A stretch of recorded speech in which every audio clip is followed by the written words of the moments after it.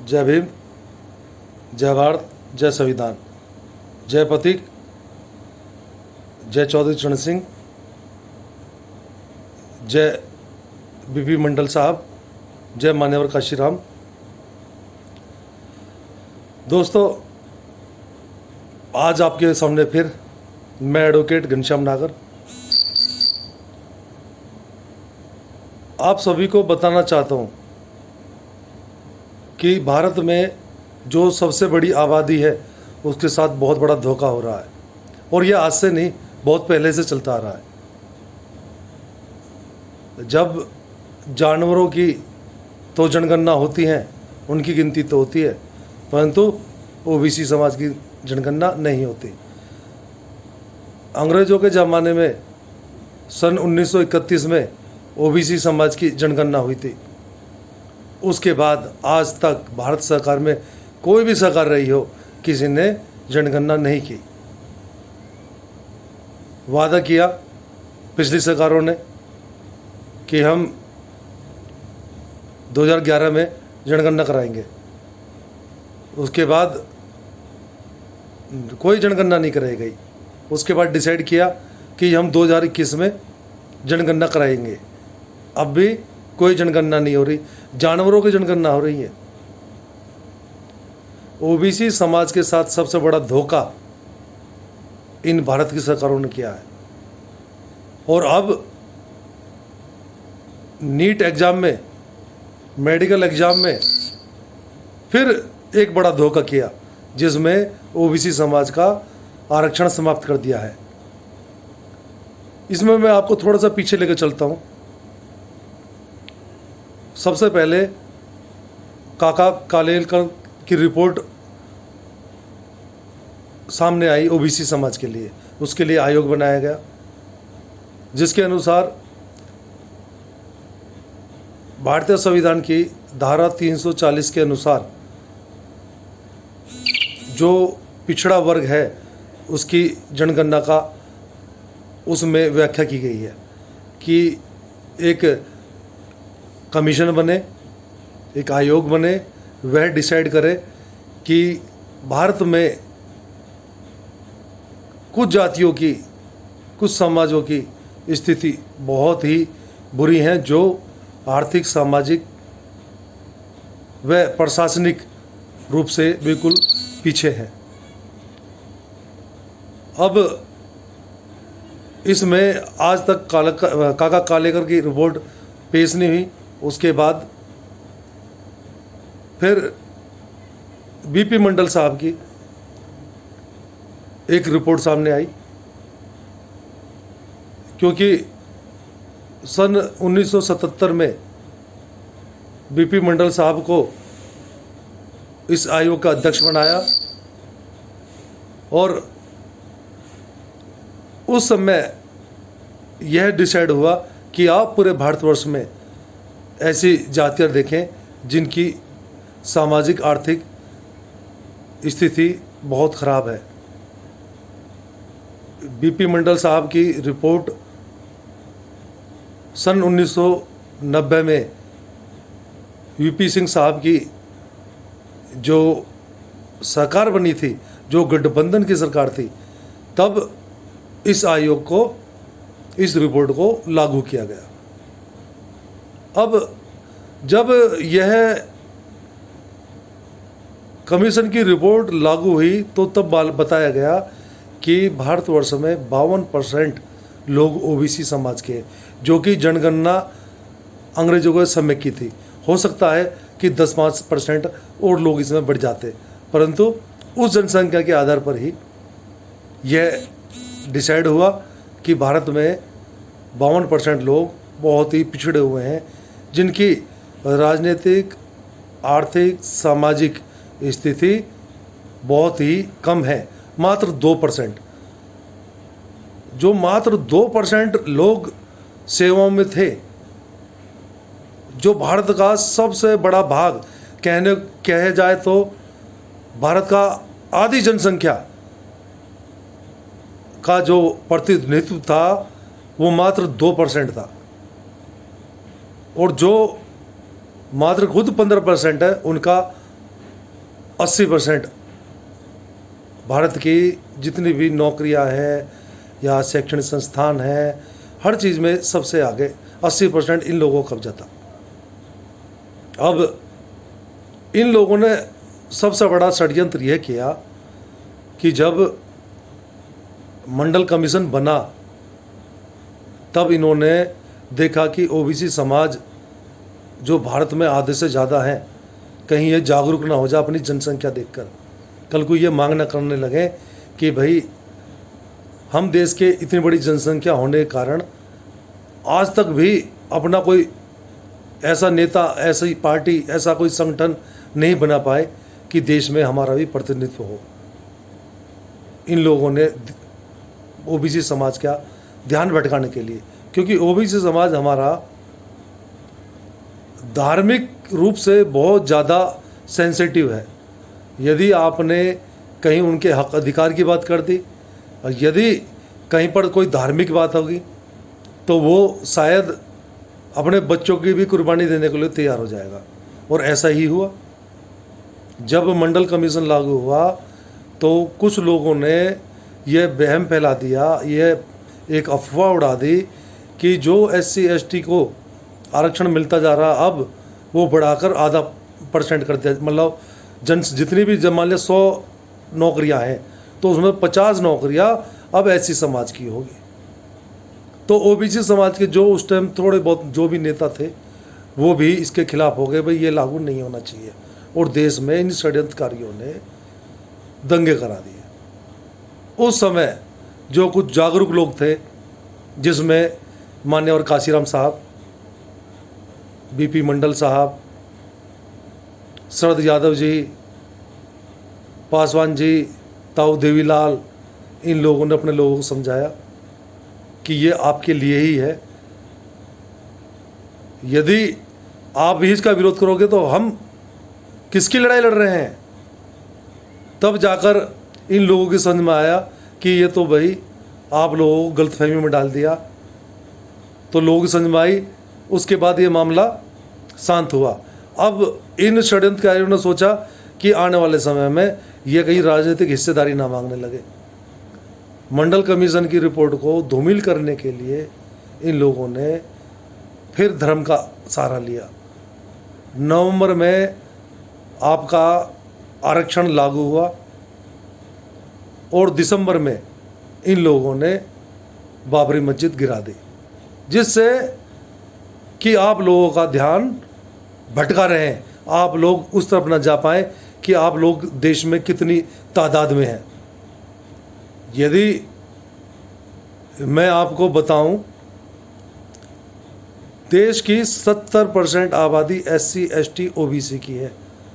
और आप मान लीजिए आपका प्रतिनिधित्व कितना है, आप कितने जुडिशरी में हो, आप कितने चार्टर्ड अकाउंटेंट हो, आप कितने पायलट हो, आप कितने प्रेस रिपोर्टर हो, आप कितने डॉक्टर हो।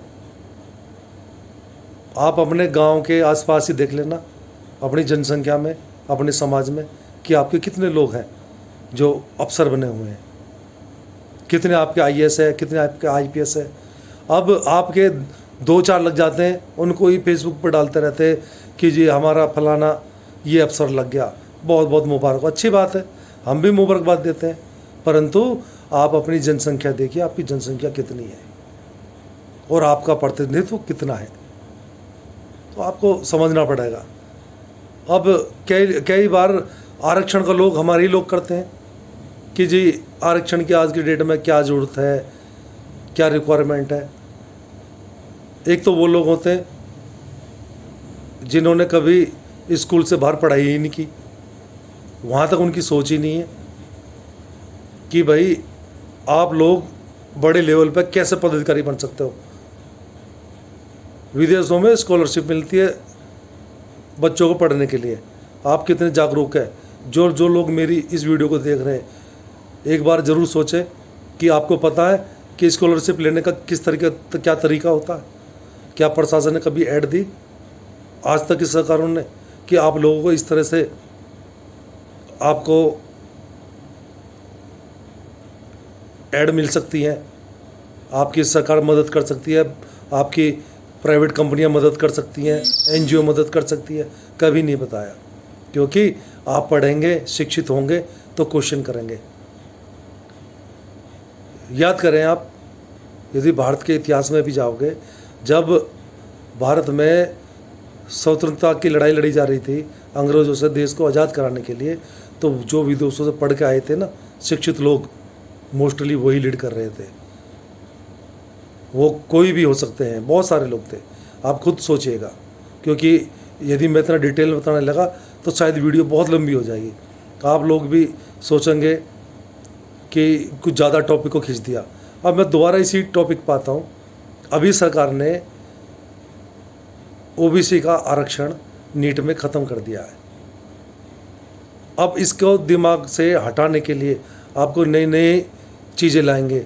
अब ये कभी गौ यात्रा निकालेंगे दिल्ली से उत्तराखंड तक लिए, कभी कहीं से कहीं के लिए, मतलब आपको सेंसिटिव एक धार्मिक कोई ना कोई मुद्दा लेकर आ जाएंगे जिससे कि आपका ध्यान वहाँ से भटका रहे।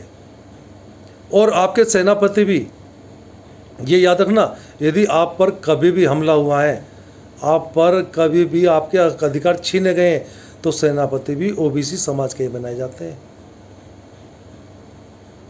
पहले भी ऐसा ही हुआ, ओबीसी समाज के ही लोगों को बनाकर उन्हीं के लोगों को काटा गया।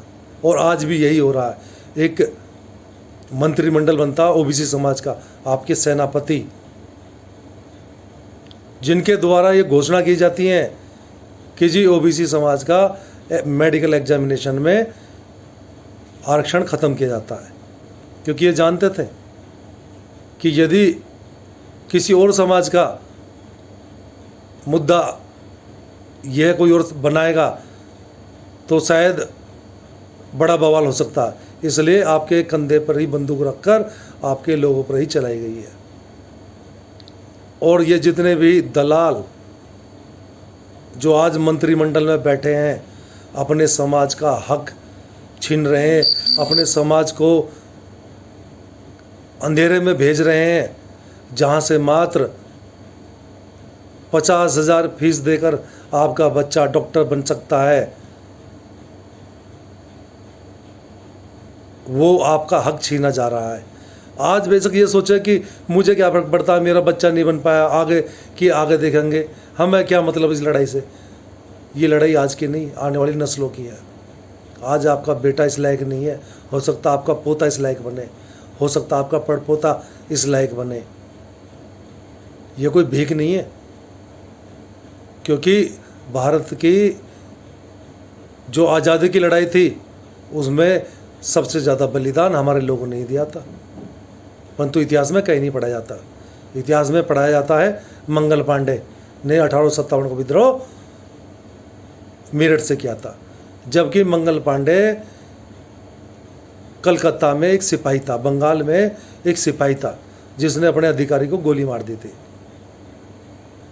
जिसके कारण उनको फांसी पर चढ़ाया गया है। देश के शहीद हम मानते, परंतु आप झूठा इतिहास तो ना पढ़ाएं। मेरठ और कलकत्ता के बीच की दूरी देख लीजिए। एक सिपाही ने आकर मेरठ में 1857 को विद्रोह कर दिया।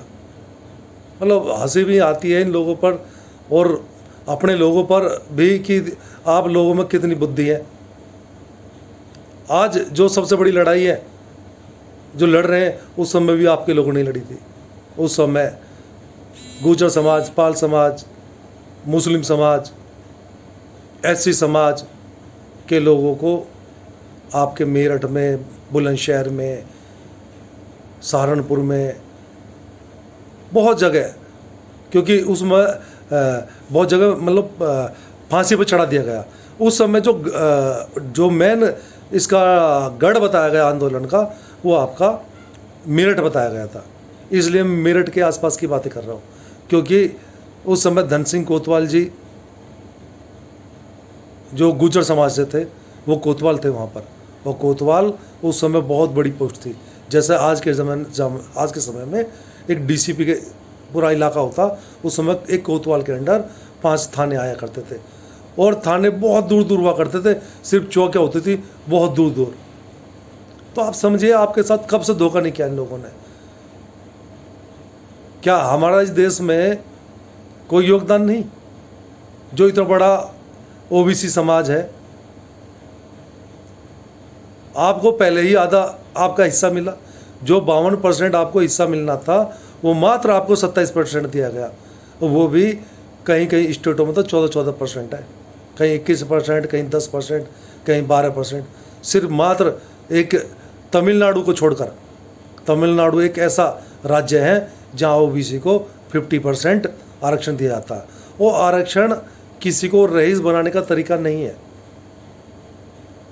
क्योंकि आरक्षण जो व्यवस्था है वो वह व्यवस्था है जो लोग सामाजिक, आर्थिक और राजनीतिक रूप से पीछे हैं उन लोगों को समाज की मुख्य धारा में लाने के लिए, क्योंकि उनमें कुछ कुरीतियां थी, उन कुरीतियों को दूर करने के लिए, उनको शिक्षित करने के लिए।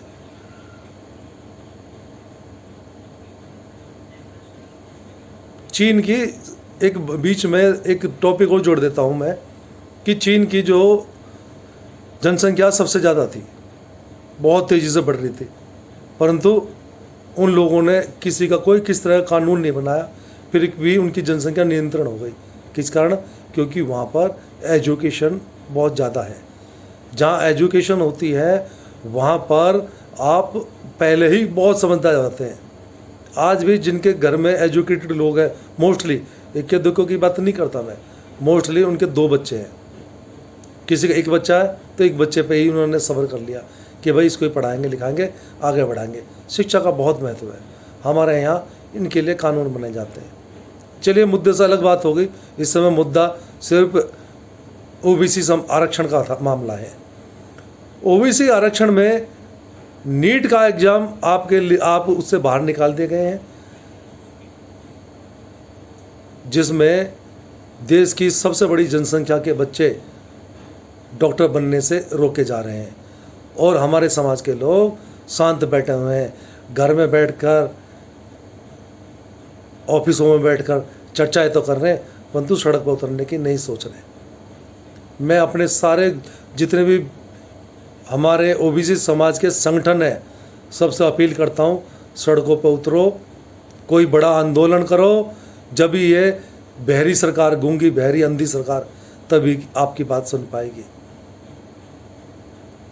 और जो आपके दलाल बैठे हुए हैं, ये इन लोगों को कोई फर्क नहीं पड़ता, क्योंकि अब ये उस कैटेगरी से बाहर निकल चुके हैं, ये क्रीमी लेयर को भी पार कर चुके हैं। यदि इनके बच्चे कुछ भी नहीं करेंगे ना, तो भी इनको कोई दिक्कत नहीं है। तो उन्हें समाज का दर्द, दुख, उन्हें कुछ मालूम नहीं कि समाज आगे बढ़े, पीछे रहे, कुछ करे ना करे, इन्हें कोई फ़र्क नहीं पड़ता। आप लोगों को सोचना पड़ेगा, आगे आना पड़ेगा, अब की आने वाली नस्लों के लिए आगे बढ़ें और कुछ करें। मैं सभी लोगों से अपील करता हूँ, ओबीसी समाज के, कि आप लोग आपके हक अधिकार छीने जा रहे हैं। आप कितने भी सक्षम हो, 2.5 करोड़ 2 करोड़ डोनेशन देकर अपने बच्चों को डॉक्टर नहीं बना सकते। आप सोचेंगे कि मैं 2 करोड़ डोनेशन देकर बच्चे का MBBS में एग्जाम अपना एडमिशन कराऊं, उसके बाद मैं 70-80 लाख रुपए उसकी फ़ीस जमा करूं, उसके बाद मेरा बच्चा डॉक्टर बनेगा। आप सोचेंगे इतने में कुछ बिजनेस कर लेता हूं, और जबकि बिजनेस की भी कला आप में नहीं है। यदि आप उठा के देखेंगे भारत में आज ही रिजल्ट की क्या है आपका बिजनेस में, तो आप ना के समान है। तो भाई, सिर्फ शिक्षा से आप आगे बढ़ सकते हैं। आज एक आपका नीट के एग्ज़ाम में आरक्षण छीना गया है, आने वाले समय में ये कुछ ना कुछ बहाना बनाकर कोई ना कोई ये फिर ऐसी कर देंगे कि जी सुप्रीम कोर्ट का आदेश है कि हम आपको आरक्षण नहीं दे सकते। जब सुप्रीम कोर्ट को कोई ऐसा आदेश है तो आप 10% EWS जनरल आरक्षण कैसे दे रहे हैं? जो व्यक्ति पहले ही 80% हर चीज़ में आगे हैं,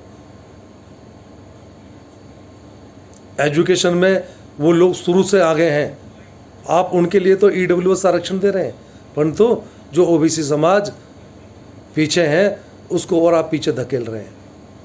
और अभी देखना, कोई ना कोई धार्मिक मुद्दे ऐसे उठाए जाएंगे कि आप उनमें उलझ के रह जाएंगे और भूल जाएंगे अपने हक अधिकारों को।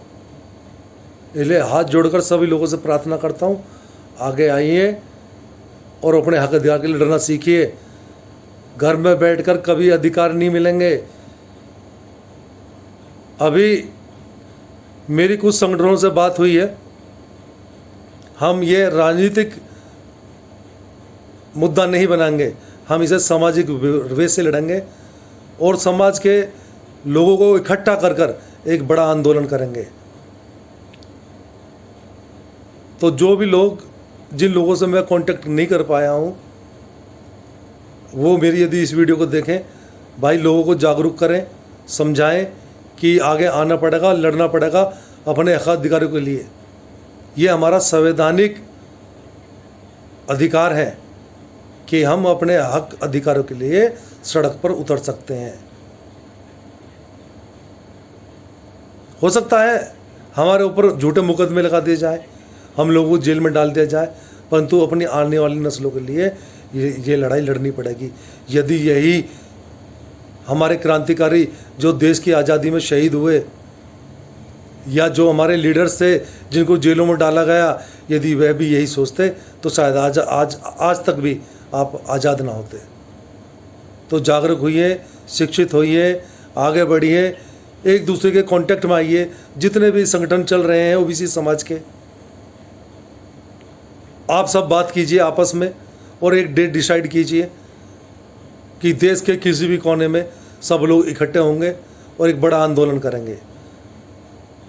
तो मुझे बस यही कहना था। बाकी आप सब लोगों से फिर दोबारा से अपील कि एक बार सभी लोग बात करें, हर गांव तक, हर गली तक, हर शहर तक ये बात जानी चाहिए। जय भीम, जय भारत, जय संविधान, जय प्रतीक, जय पायलट साहब, जय मंडल साहब।